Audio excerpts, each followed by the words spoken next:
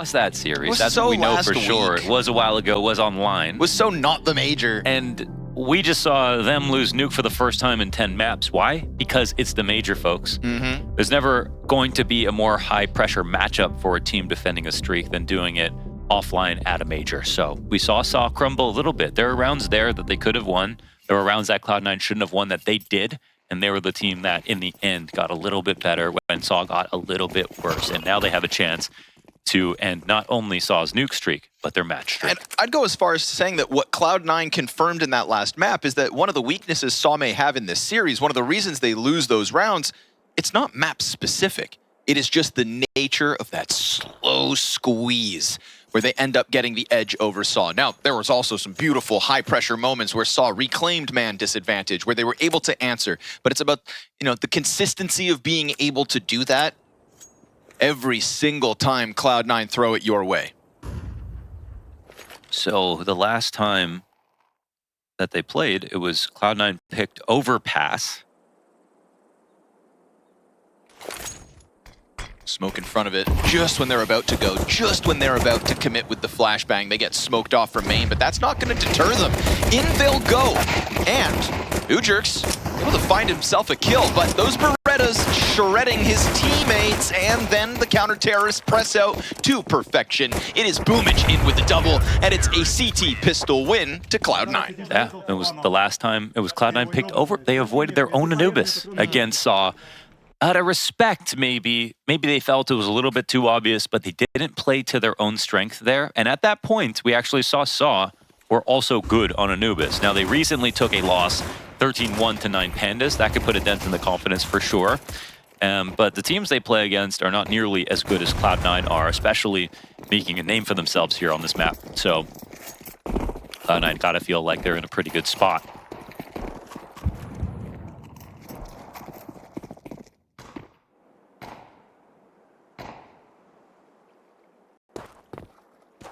Exile not afraid of your Glocks. He's got a teammate with him. Whoa.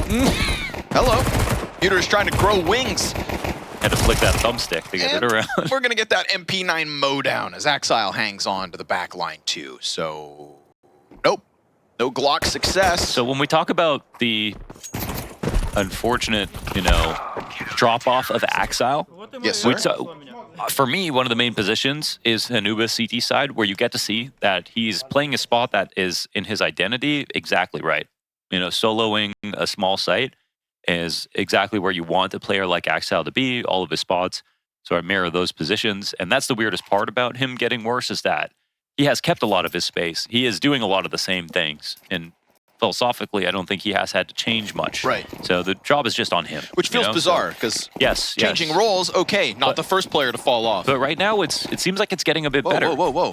Total ramp rush. Oh my God, it works. Ujerk's not even ready, has no teammate to try and hold that back. Yo, Cloud9 coming out with confidence. Yeah, and they've got a completely evacuated site, but it's a full-on default here from sAw that they call out, get their pick, play off, and leave. Oh man, this... But I was just saying this because it feels like Exile's getting a bit better. So this might be a good map to see a good sign from a guy we've been missing. Oh, we'll keep our eyes open.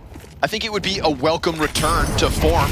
The amount of hype that surrounded this formulation of Cloud9 when Electronica Perfecto first joined. Me personally, I can't remember when the hype was ever higher for a team to come together than this Cloud9 excited for Squalus? Yes, I was. But, Yeah. It was even higher than that. It was even higher than that, for sure. That one was just like less hype and more disappointment. Immeasurable disappointment, that's for sure. Ruined my day. Luckily, you have Ecstatic. Yes, I do. Yes. We all do. Us Danes.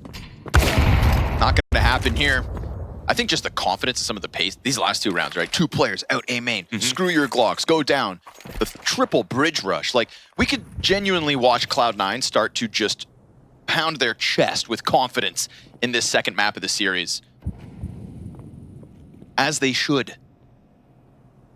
Right? We talk about the experience of Muterus and of Roman, that's but beautiful. I mean, that's such good use of the smoke to create a new angle. So long to get their first major chance, right? They haven't had to deal with this kind of pressure and this squeeze. You better hope you die before the time, boss man. Uh-oh. Ooh, did he get it? Actually, don't know. Бля, ебать я ему нахуй фликанул вертушку, а ты бы видел нахуй. I agree. 100%. $0. Ooh. That's a liver punch right there. That's tough. That just really screws your economy up. I mean, all right. They'll have to eat that one. It is a symptom of going a little bit slow into the place that was just pushed, right? They were playing with time that they didn't have. That's a touch uncomfortable. It's a fantastic start for the Cloud9 Map 2 endeavor. They should have bought him a gift, you know? Oh! Wow, that's gonna wipe the smile right off Boomich's face. Sweet, sweet rice, baby.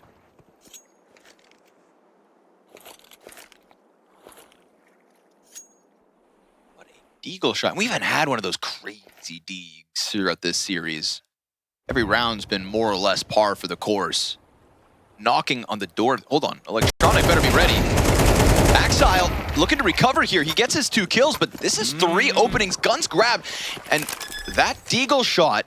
Cloud9 are lucky they can't get the op, but this is going to be a test of the retake, and here is a map where their retakes are incredibly good. So they're going to be very patient about this. They have 2v3 coming in. That's the only kit, the one we just saw, far front A. They're trying to zone him right now. Sets up HObbit potentially for a spray down. They're playing it up close. Does Perfecto know about it? Smoke still in front of HObbit. He can't quite come through. He's going to need to reload. He's going to need to go grab that kit. He's got to concede this sAw off of the dig from downtown. Yeah. And oh, nice balance game. That was cool. The Electronic walk up close A. Gets right up in their grills, and they knock out his teeth. I feel bad for Exile. That was actually a good moment for him. It was just Electronic not getting one. I mean, an interesting way to play the setup where they're actually, instead of, well, they're not blocking this sort of eco coming in, but they're letting sAw walk up to it. I don't know. Can you blame them for losing this duel? Like, Electronic just kind of has to get one if he's going to go this wide. Unless Axile was supposed to show presence first, but I don't think so. I think that was just on Electronic to be a bit more safe. So that is the first hiccup of this series for either team. The first time a deagle breaks through. Oh yeah, like an eco round win. Yep, it has been clean Counter-Strike. It's been good CS in the gun rounds and conversions when it should be. You go Except map when up. Boomich didn't buy a rifle that one round. Yeah. $9,000 in overtime. Yeah, but they won, so we didn't have to talk about it. True. What, so you think that Zacher knife was fine? Don't remind me. By the way, he felt bad about that one too. We got an interview from him today. Yes, so good for him. Just making a joke about it, but he was worried as well, so.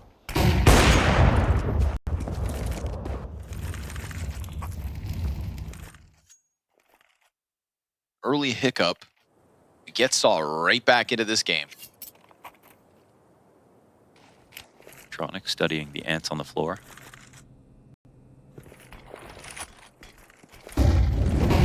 Terra's given a good chance, but then the molly lands right in front of him. The counter utility has been well timed, but Udrix through the smoke. And then Perfecto goes down. Will they think about the third?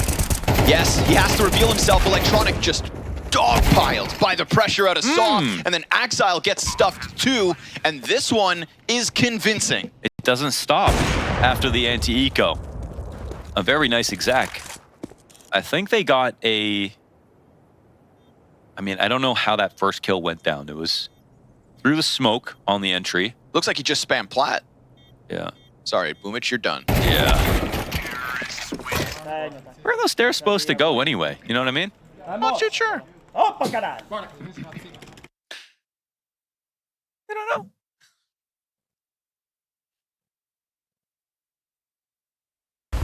He survived. Okay, he had vision. Yeah, okay. Oh, yeah. Good job Kill with the feed. nade, yeah. Kill feeds lie.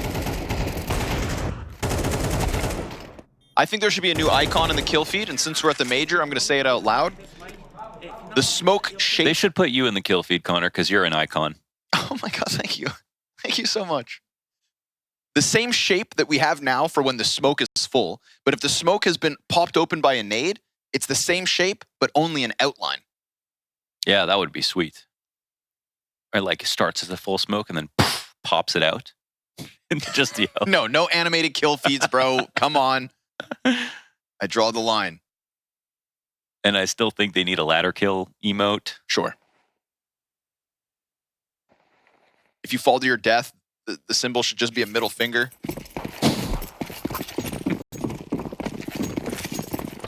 Cloud9 having to deal with pistols. This felt like a ferocious start to the CT side. And sAw showing they've got some teeth on Anubis. Little bite to go with that bark. Ujers fully blind. USPs are going to swarm him. Luckily, Story gets the window peek punished, and that's an AK retrieved and falling back. You can see them feeling out the extremities of both sides of the map, though. It's already an entry into A. 2 sets of eyes ready to go towards B. Bomb's a little slow. They gotta be just careful they don't like make a small mistake and like lose an extra kill on what is essentially a fake. All good. All right. All is good. Beautiful cleanup inside of the site. You get your AK back and you keep majority alive. Yeah, not bad at all. It's a very high yield play that they're getting on this bridge push at the beginning of rounds. I think that's where the money's made here for CT side. In a map that people cannot figure out how to find a 5v4 on CT side is the team who has the best pick plays, because everything's been tried on the extremities. And some people are just better individuals at pushing than others. Like, you know, whether it's like Bit or whether it's ROPS or whether it's Axel or certain tactics from certain teams, the Vitality, flashbangs, wings, or whoever's figuring out how to get that 5v4 in and out early on in the round on CT side is the one who's going to be winning more on Anubis, because this is what is widely considered the difficult part here of the map. Wow, that's a big pickup, man. Dying on your shoulder peak. That's tough for Electronic. And HObbit, he's going to fight down towards lane, and that one also gets stuffed. This is sAw getting into their groove. Yeah, this is no joke. And you see moments like that, and you see why it's so tough to defend this site. You know, like on Vertigo when you're sitting on B, and you're staring at the wide open steps, and you've got that wooden half wall. If you're low on utility, you have to kind of keep peeking. You can't let them walk up around the perimeter on the site. Same thing here on Anubis. If you let someone walk in and jump out, can kill you on the back of default, can maul you playing Glizzy, like wherever you are, you have to keep an eye on the choke point or keep it smoked. And that's all he was doing. When we see in Spirit, when Donk plays the site, he plays swinging all the time. Like all around long, he's looking for duels. He's just consistently winning them. So it's very hard to play turtled up on Anubis. And it didn't feel like Perfecto was trying to go for fights, just wanted to keep an eye on it, right? Run back that first op pick. It's a beautiful shot from Story. No, basically it's just shoulder peak was a little wide, that's all. They always tell you you want broad shoulders. Not when you're hanging onto bomb sites.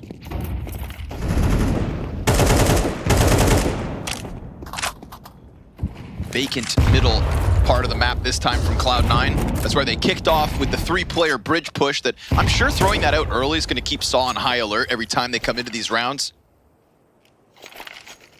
But Cloud9 opting to bolster bomb sites instead.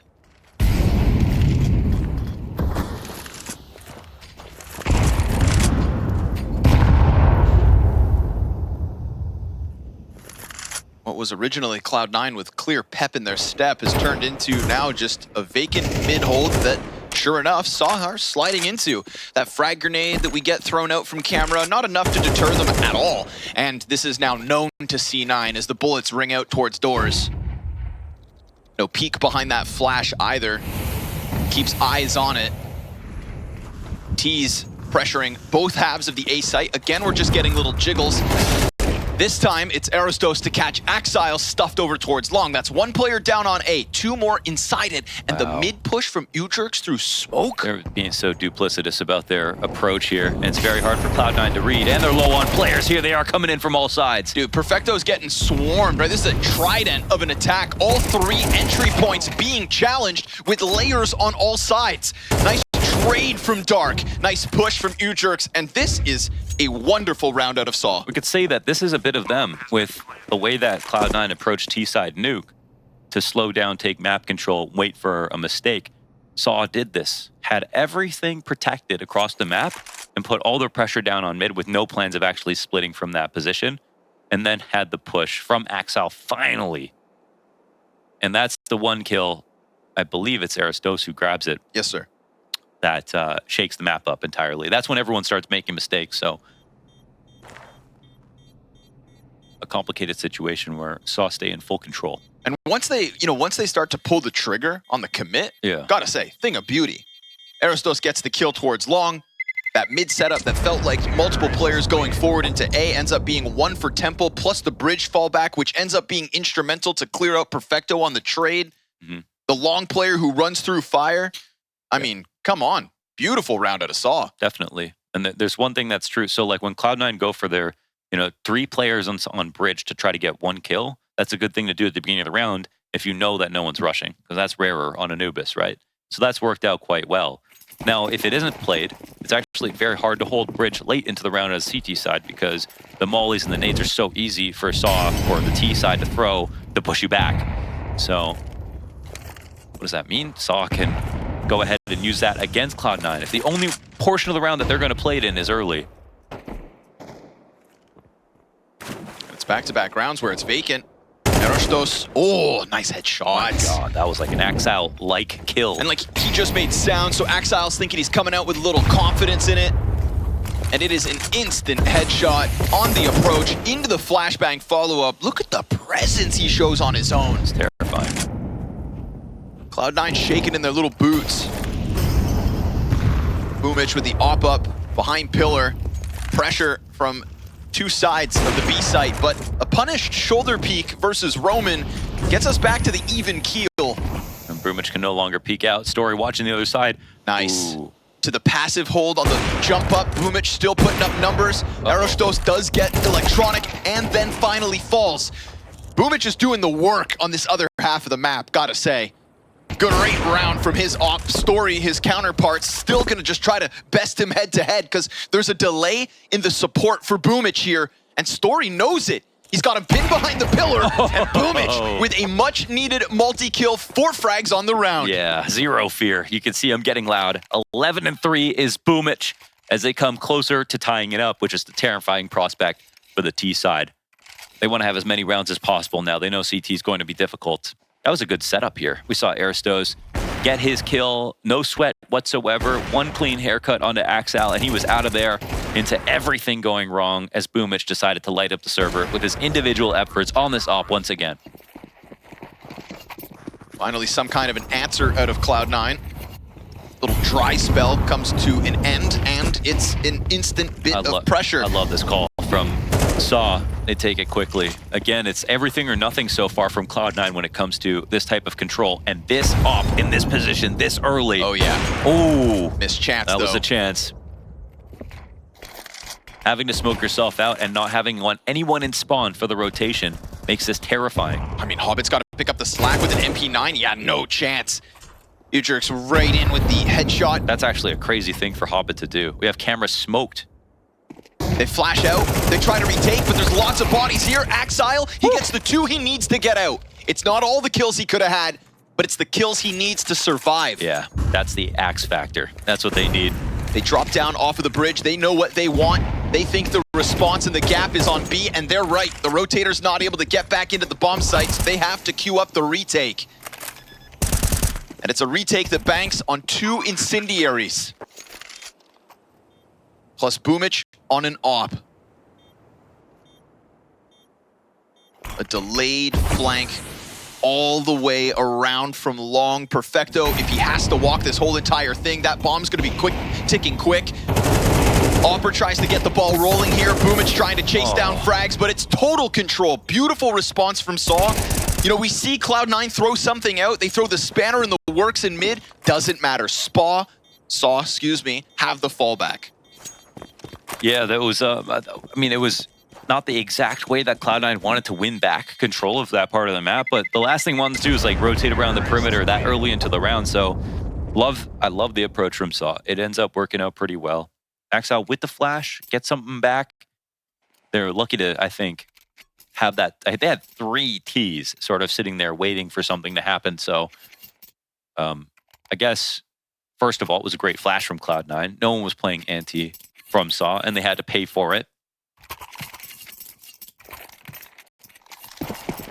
But that's why that HObbit push was sort of questionable, right? Could have really forced sAw to commit into Temple. Instead, he's lucky his teammates even picked up that slack.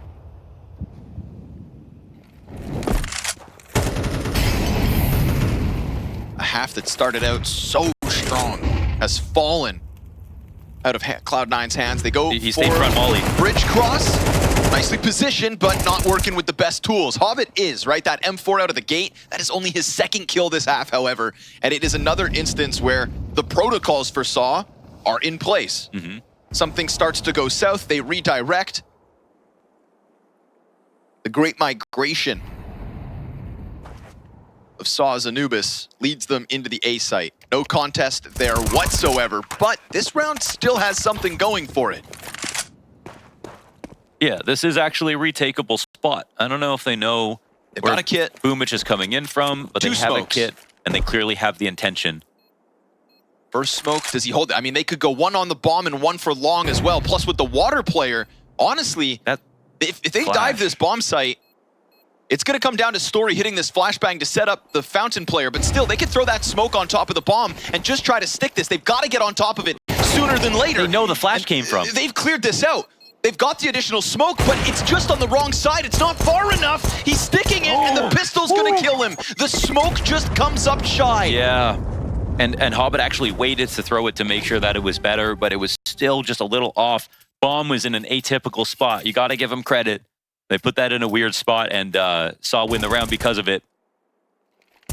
Nice clutch from Story, holding his nerve.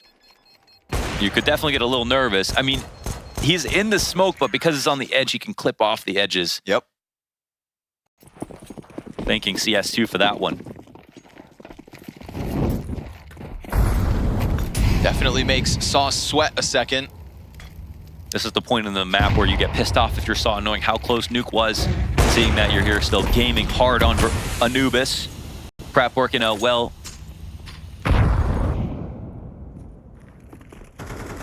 Aristos has looked very confident here. He's got a collection of moments towards this A site to be proud of in the half. Ooh, missed timing though. A little awkward, but the recovery. Perfecto, does he take the chance? 5-7, great the support. flash. Oh, it's perfect. Exile chucks one out. HObbit tries to get aggressive, deals damage, but still dies. And that's going to leave them 1 kill away from evening this out at 2. But that low health, right? You think HObbit's damage is enough. Sure enough, walks right into the patient op of Boomich. And it looks like at the very tail end of this CT side, Cloud9 could put up what we can argue is a par for the course CT side. 5 rounds for the defense to try and work on their map pick. That's essentially enough. Cloud9 can be proud of what they've done so far. They can be maybe upset that they let sAw get so many rounds there in the middle, but they had a pistol plus the anti-ecos. It's been worse than this sometimes for CT teams. But full credit for sAw. They did some good stuff, and I'm very excited to see how much they're going to be able to offer on their T side. Because seeing New Jerks get better from map 1 to map 2, Aristos look confident. I mean, these are the stories in a match that I think most people are watching now, right? Here at the major with a team that's really building up their reputation. You kind of want to see these players get credit at this point because they're the ones who have done so much work to get sAw to this spot. To think to, you know, in this moment, they go down at the RMR 0-2 and they got smoked, right? Mm-hmm. They have not lost a match since that moment. Mm-hmm. They have not lost a match across multiple events. They have had this nuke win streak shut down, but in terms of matches, that ball is still rolling. Yeah, that was beating Liquid and Cloud9 at the showdown as well in series. And that impressive road of results as of late, the best month of their Counter-Strike careers have led them to this one, a chance to seal a guaranteed deal in the elimination stage, the first CS2 major. Pressure is on for sAw, but a little bit less with the 7 rounds on the board already and a pistol here to work with. Flashbang to try and unravel this A setup. Over the top it goes. Player in the corner. Kept alive by not 1, but 2 more teammates back there. And Perfecto, you've got 4 bullets for that repeat. Oh, he sees 3 here. They're going to definitely go to the other side of the map. And Perfecto, I think he's just trying to humor them at the moment.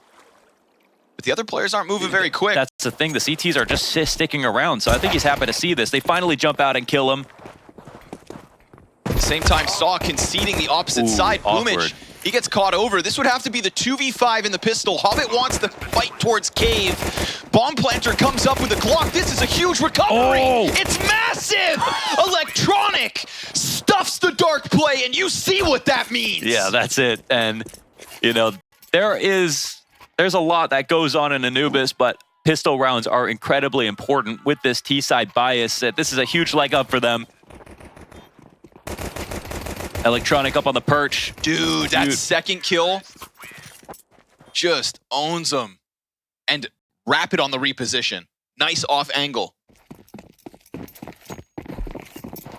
Because of HObbit's push down long, they're thinking we've got a 3v1 on site, let's take him. Well, Electronic takes you down a peg.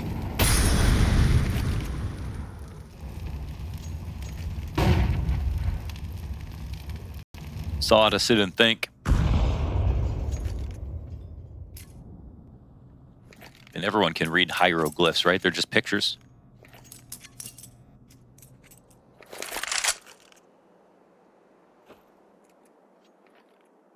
Yes, vase, spear, sun, horse, dog. Bird.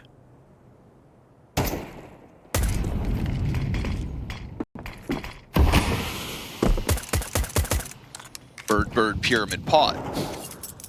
That's the Konami code for the Egyptians.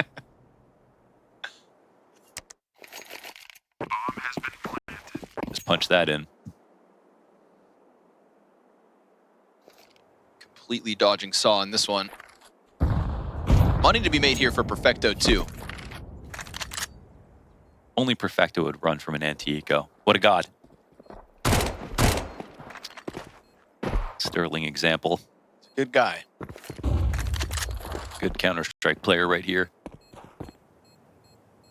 He's really peaking. I mean, his haircut's been amazing. I think so. He's got the TikTok broccoli haircut, but I think it looks good on him. Plus, he's playing very good free CS right now in a... Terrorists win. Definitely one of the greatest Italians to touch this game.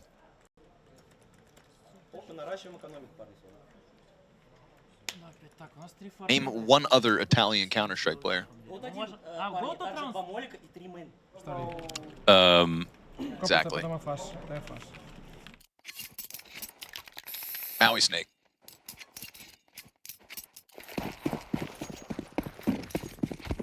Let's go sAw. Guns out. Enough nades to hold things back. And what kind of opening move, right? First gun round from Cloud9. CT side, we've got that super confident triple bridge hit. They're gonna go for the long peek, but the flash is not good. And Roman is locked in versus an entire pack of players. There is a third defender. The other two nowhere to be found just yet. A free gun for Perfecto, but that is when Story tries to peek. He could hear the rumblings of something awkward and can't capitalize, so it may very well be Cloud9 back in the lead. And a first gun round that falls flat. Yeah, you're not getting back onto this site. I'm sorry, that long push was uninspiring. Yeah, that's tough. And that's what I mean, like, those tactics are important, especially for sAw, who do tons of them no matter what the map. Just harder to actually get away with on Anubis. That's the puzzle that people are going to be trying to solve over the next, you know, year and years on this map.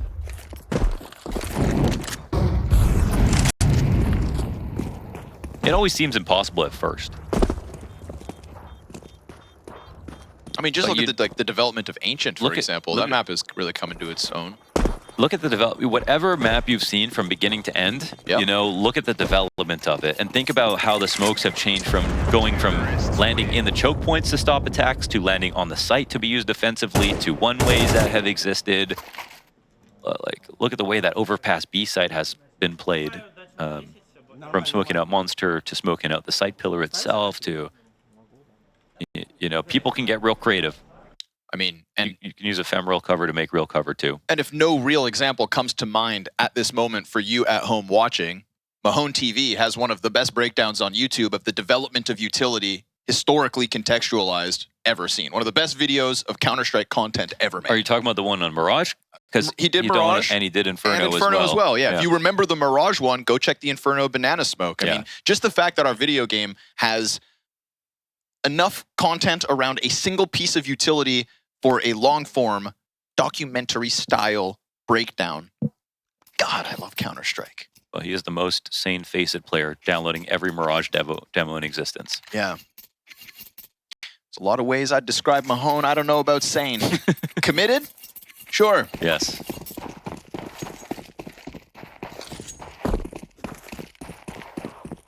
There's a fine line between genius and insanity. Smoke towards bridge. Couple guns kept from that last round. We saw the attempted hunt, but Cloud9 couldn't take them out of their hands. Arostos given a chance here, but oh man, stuff. Down goes one of the guns, right? That FAMAS not given a chance to connect. That's revenge. Considering some of the impact he had back on that first half, he is only 8 and 11. But he did dominate at times, that A site. Yeah, I mean, him and Axel went toe-to-toe, and I think that you saw Axel play well, but he's only out here 9 and 8. You know, I think they just both in form. Good really fight. Tough competition for each other. Yeah. Both battered, both bruised. Ooh, and bomb's not down yet. Both teams alive in this one. We saw a hiccup from Cloud9 in the first half early. There's an attempt out of sAw that was meant to catch Cloud9 on an off timing, but they were ready for it. They chopped down 2 of the 3 remaining players, and that'll be Roman to cut his losses and retreat with the M4. C9, 9-7. Yeah, right there. They kept it light. Exile walking through the smoke with some support. And the biggest advantage to going low telegraph, obviously, is that unless you're running into the stack right then and there, the rotations are going to be so hard. Sometimes best just to kick in the door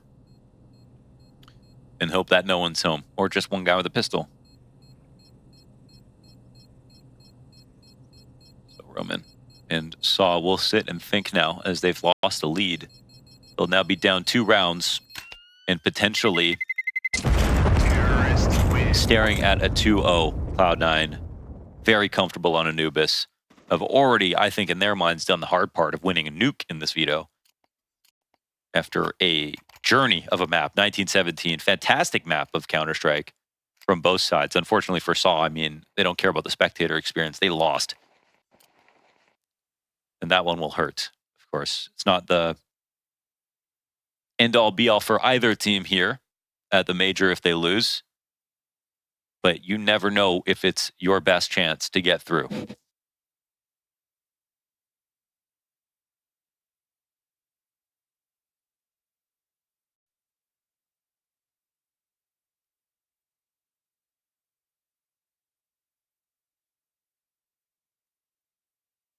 A pick play idea has not been working out too well for sAw so far this game.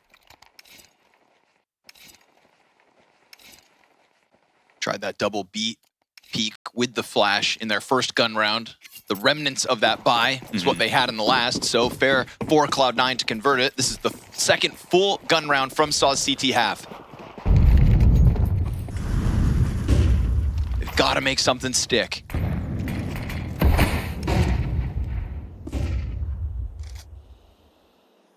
Eyes set towards middle for Cloud9. Ooh. Dangerous game. And a smoke that may not deter the missed shot. And Axile now kind of becoming the equivalent of Erasdos by sitting outside of the A play and threatening that setup enough that it causes them to fall back. Now, that fallback also bolsters the mid-hold. We get a cross between Temple and Camera for sAw, but then Cloud9 falls silent.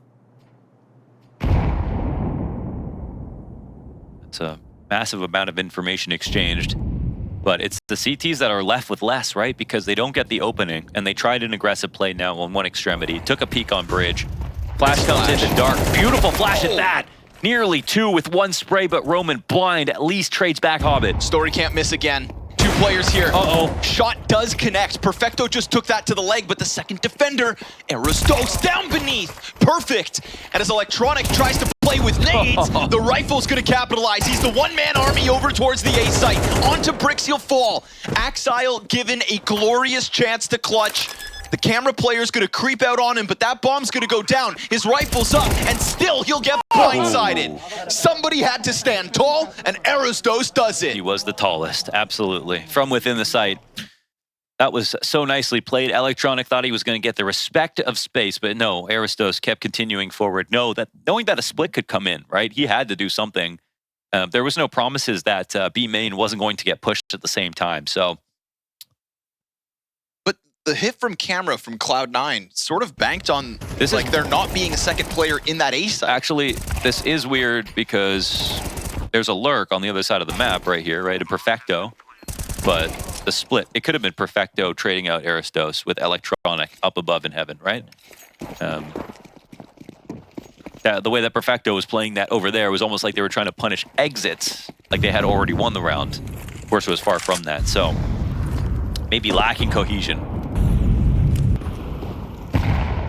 Definitely a gap in the Cloud9 approach, and the second gun round from sAw nets them a much-needed 8th round win.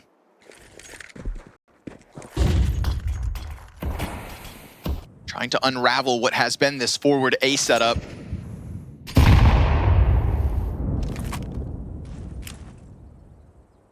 This consistent tethering of Erasdos and Story has kept Cloud9 preoccupied on A.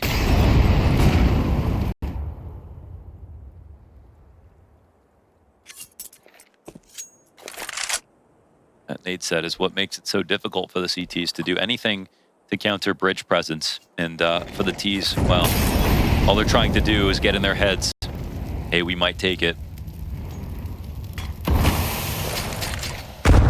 Exchanging grenades, negligible damage, both sides. Time is still good here for Cloud9 for the split. 3 CTs is also going to create a formidable defense. It's another nade off the mark. This one's been cranked down to the final 30 seconds, and they flood out the Dark players. Perfect fire!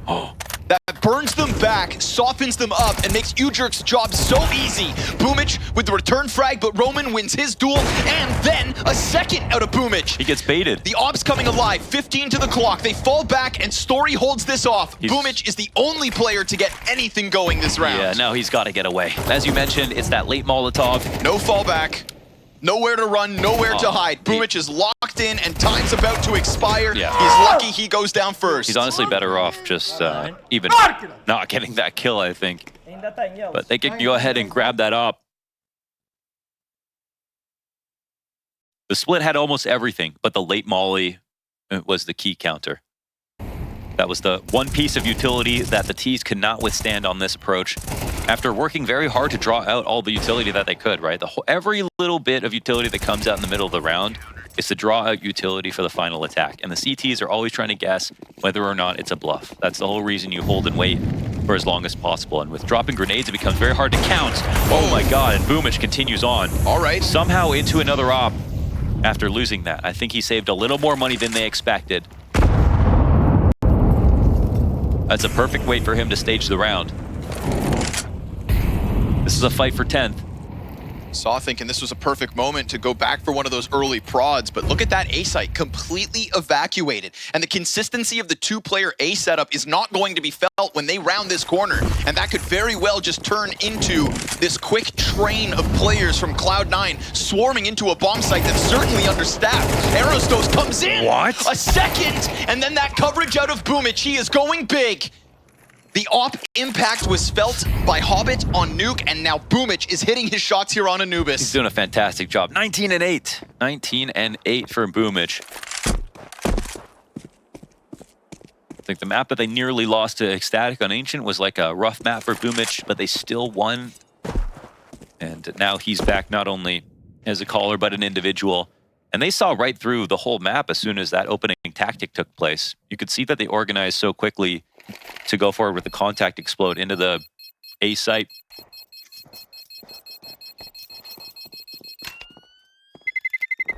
The one time there's not some kind of forward setup, at the very least, a fountain player. Because they know that they aren't doing two things at once. They go for a double E-box swing. No one's pushing A this time because last round they did a double A swing. So not only do you get the kill, but it illuminates the rest of the map. Great read by Boomich. Great shots by Boomich. Cloud9 back to the lead by 1 round and attack pause off it. And it's not that you shouldn't push two things at once, because that's something that you can do. It's that they don't. So it's quite clear that Cloud9 should take advantage of it. And even then, Aerostos coming flying out from camera, still posts 2 kills. You telling me you didn't think he could have had a third? They were lining up on the cross, but it's just great coverage from the AWP of Cloud9.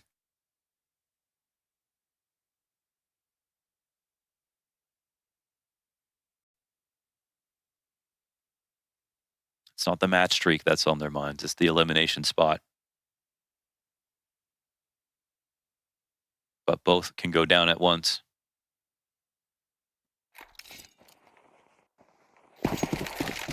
Long list of match wins for sAw leading us into this game. An 11-match win streak, of which Cloud9 is on that list of victims.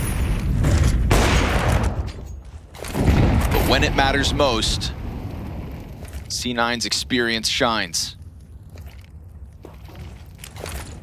As have their oppers in this series, plural. Oh, wow. Ujerks was a step away from getting clipped there by HObbit. The chase! Oh my God, Axile! He goes fishing. And then this deep corner from HObbit, it didn't get spotted. Ujerks, he's gonna lose his head. HObbit's ready for his multi-frag moment. It's been a strugglesome game for HObbit, but hell, he gets the impact, he keeps man advantage. I feel like Cloud9 are just pretending that they want to take this side of the map until they go with HObbit to Axile to lead into the A site.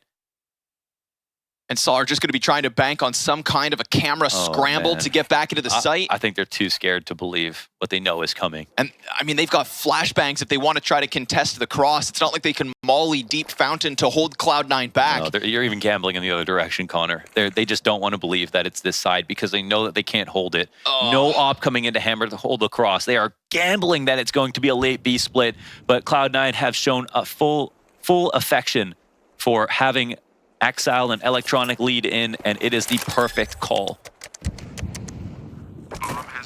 Site is completely evacuated. They will have no friction coming in. This will be the cleanest round so far here into 11. They suffer only 1 death in HObbit.